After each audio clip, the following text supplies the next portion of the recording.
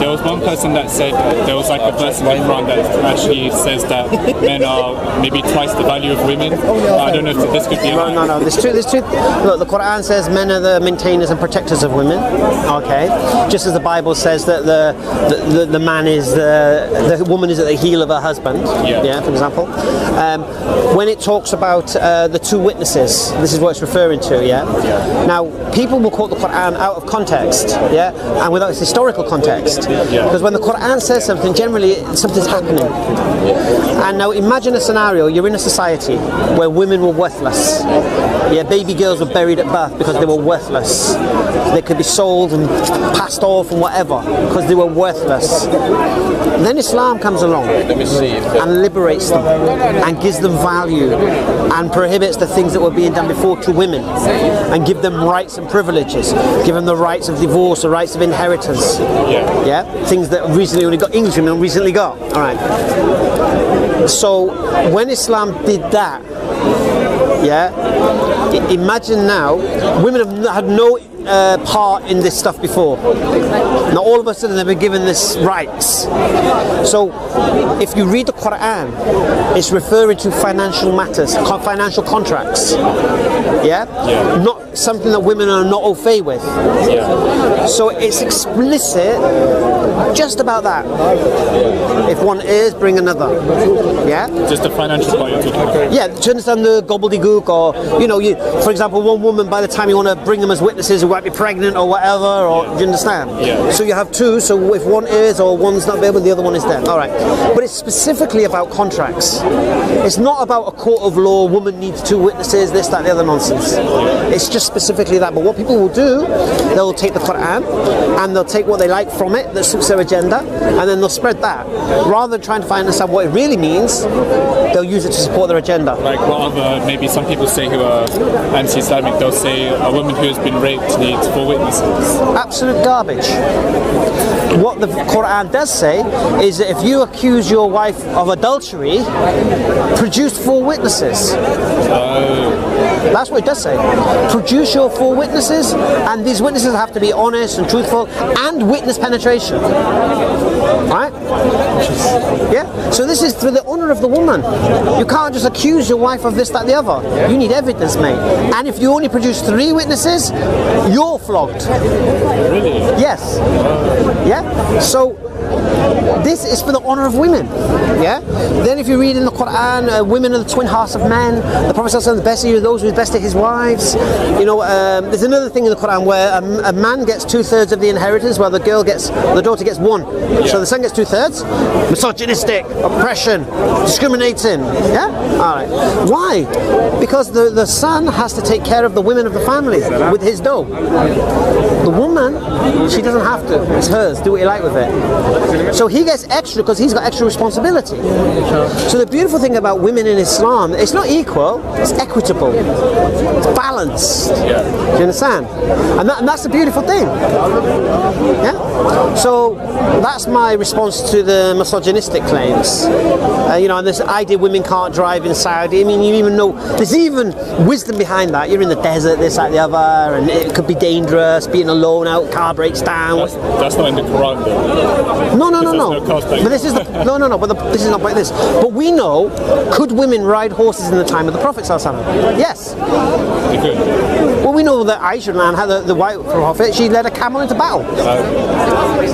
The Battle of Jamal. So we know that, and this is what we use something called analogy. The scholars assess the situation and what's best for the society. Now that you're looking at the society in Saudi Arabia, use the analogy. Is it safe for women to be driving out?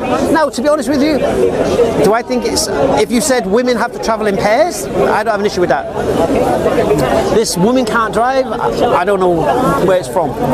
And this is why I said to you, don't judge Islam off the actions of Muslims or Muslim countries, judge it off its teachings. And Islam is the fairest to the women. For example, if my wife, do you know she doesn't have to cook for me and she doesn't have to wash my clothes? It's not obligated. Take care of the house, take care of the kids, but you don't have to take care of me. Right? But she takes care of me because I have to go and work. She doesn't have to work, but I have to go and work. So for me to be more proficient in my work, it's better for me. I'm fed well and I'm feeling nice and dressed nice, because then I'm going to be more productive in my work, right? That doesn't say a woman can't work. What happens when a woman goes to work? She keeps her dough. I have to provide the food, clothing and shelter and pay for all the bills with my money that I work hard for. If she goes to work, she can go spend it in Westfield. I can't ask her what she spent it on. I can't ask, can I borrow it or can I have it or give me some. Do you think this is misogynistic? Not that part. Of course not. And the Prophet said the best of his daughters is best to his wives. Paradise is at your mother's feet. Come on, man. Misogyny's got to go off the list, right? What's next? I mean, yeah, just all the talk of Sharia law. Okay, Sharia law. What's Sharia law? You're talking about the hudud, the head, the cut in the hand of the thief and all that business, yeah? Okay. Why such harsh law? What's the purpose of punishments like this? What's in BBC, not your phone anymore. Okay, let's do it this way. What's the purpose of punishments for a crime? No. To prevent someone from doing it. To deter them. I was talking about that. Now, would you say threatening to get the hand of a thief for jacking your mobile phone is a good deterrent? Yeah, you think twice before robbing that person. You wouldn't even think about robbing that person. And then when he said Because a mobile phone jacked, so they might get blocked, worth a score maybe, and what, in your hand? But even then, there's conditions to that. The person stealing, is he poor? Is he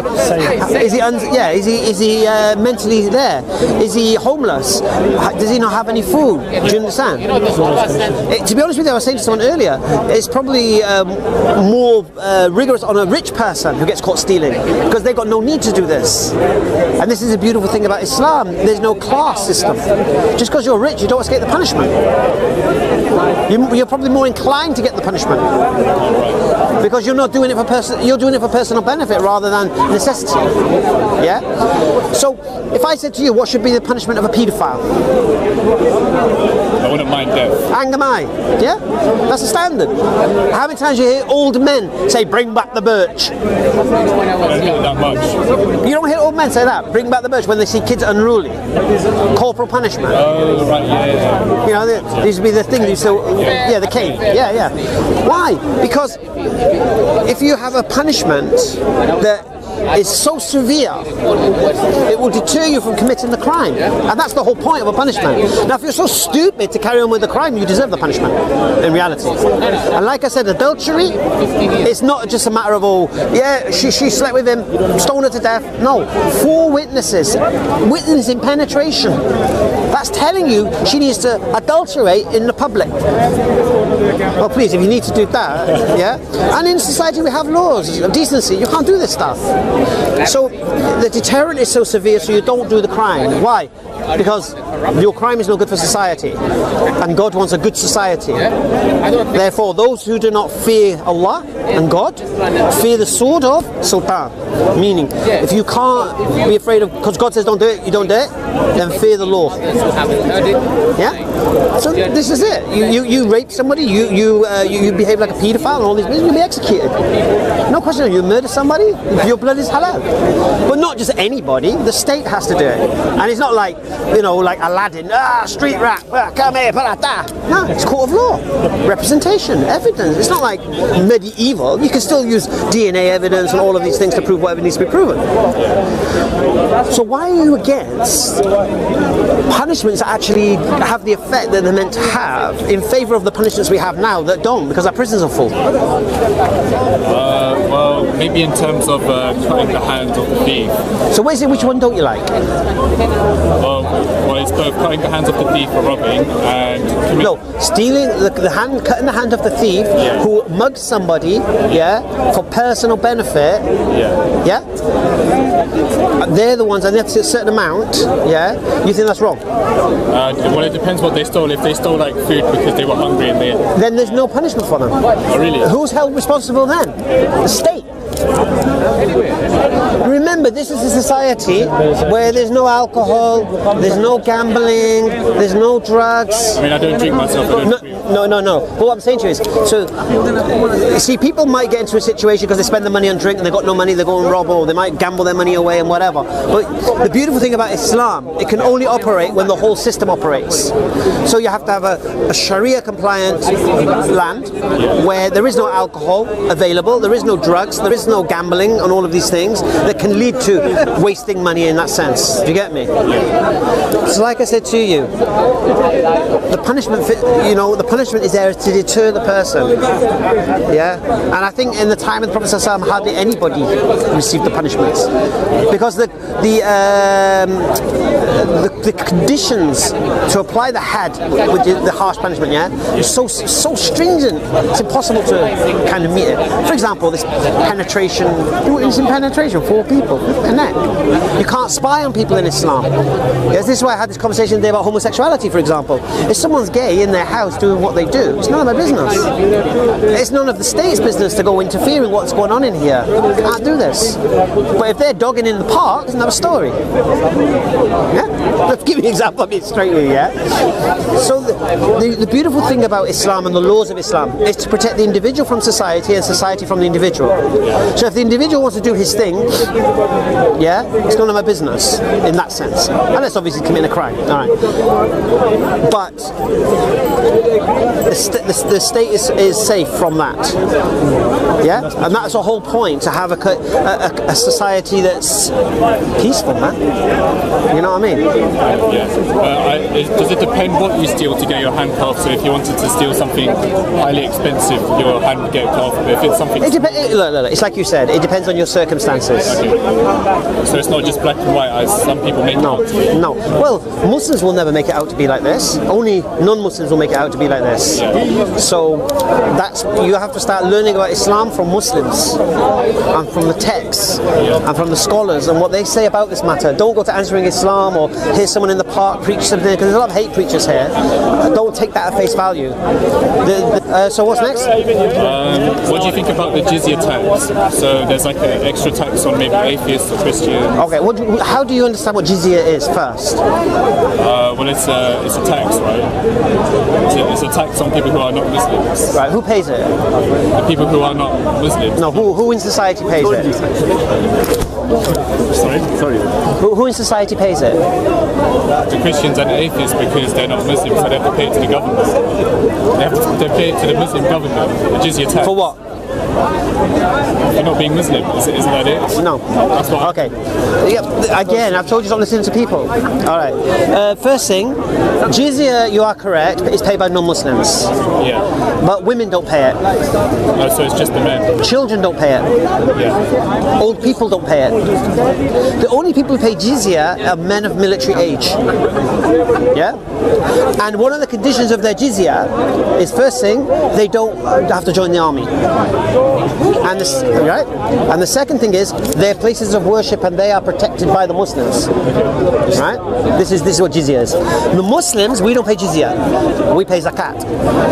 So it's a charity, right? It's a percent. It's not even a charity. It's mandatory. Basically, it's a percentage of your wealth. It's like cleanses your wealth. Yeah. So if you have a certain amount of wealth, you'll pay a percentage of that once a year. Yeah. But the non-Muslims don't pay that. Okay.